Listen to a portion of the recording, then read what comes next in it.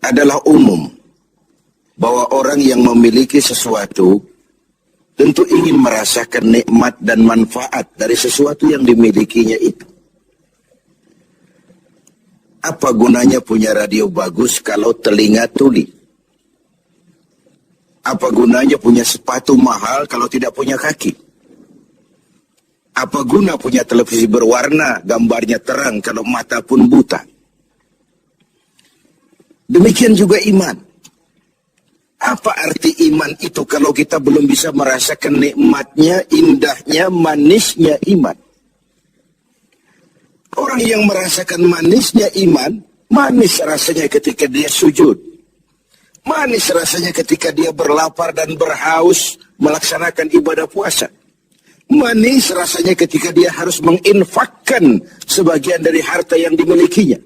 Manis ketika dia melaksanakan wukuf di padang Arafah, berhaji untuk Allah. Manis melaksanakan apapun yang menjadi tuntutan dari nilai imannya itu. Untuk bisa merasakan nikmatnya, manisnya, indahnya iman, Rasulullah Sallallahu Alaihi Wasallam mengajarkan kepada kita salasun, man kunna fihi wajada halawatal iman. Ada 3 perkara. Siapa yang mempunyai 3 hal ini, 3 perkara ini, ia akan bisa merasakan manisnya iman, indahnya iman, nikmatnya iman. Apa yang 3 itu?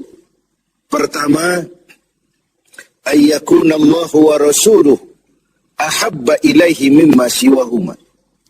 Seseorang yang cintanya kepada Allah dan Rasulnya di atas segalanya.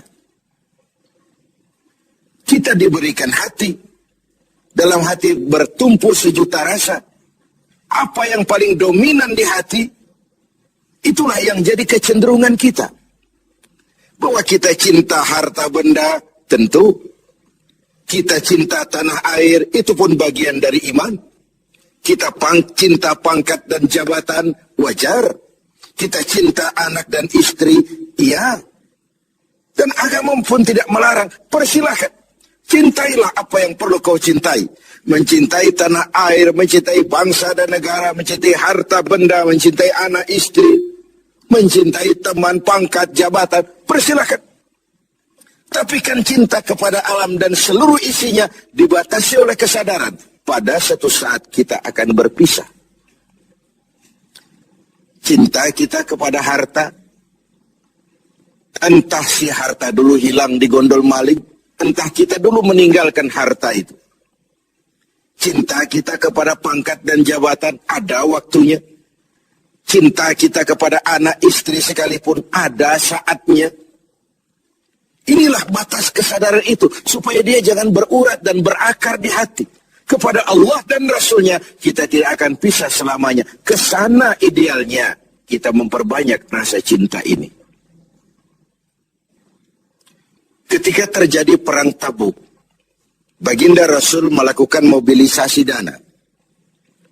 Semua sahabat memberikan sumbangannya. Datanglah seorang sahabat, Sayyidina Abu Bakar Siddiq radhiyallahu anhu, memberikan harta bendanya. Begitu banyak sampai Rasul bertanya, hal tarakta li ahlika syai'an ya Abu Bakar? Begini banyak yang kau bawa ini Abu Bakar? Kau belanjakan di jalan Allah untuk kepentingan perang Tabuk, mempertahankan akidah. Apa buat keluargamu sudah kau tinggalkan sesuatu untuk kehidupan mereka? Beliau senyum, na'am. Taraktu lahumullaha wa rasulah. Benar. Sudah aku tinggalkan buat keluargaku. Apa yang ditinggalkan? Aku tinggalkan kepada mereka Allah dan Rasulnya. Cinta kepada Allah dan Rasulnya. Itu yang aku tinggalkan kepada keluargaku. Adapun harta, semuanya aku belanjakan di jalan Allah untuk kepentingan mempertahankan keyakinan. Ini adalah sebuah contoh orang yang cintanya kepada Allah dan Rasulnya di atas segalanya. Harta itu, pangkat dan jabatan itu, semua kekayaan materi yang kita miliki itu, kalau sudah memenuhi panggilan Allah dan Rasulnya, semua mengalir. Semua mengalir. Dari sana dia datang dan ke sana juga dia akan kembali. Inilah keyakinan terhadap inna lillahi wa inna ilaihi raji'un. Dari Allah segalanya datang, ke jalan Allah juga, kepada Allah juga semuanya akan kembali. Jadi kalau cinta ini sepenuhnya sudah kita gantungkan kepada alam dan isinya, cinta benar kita kepada pangkat dan jabatan, sehingga sulit melepaskannya, akhirnya terkena penyakit megalomania, sindrom, power syndrome.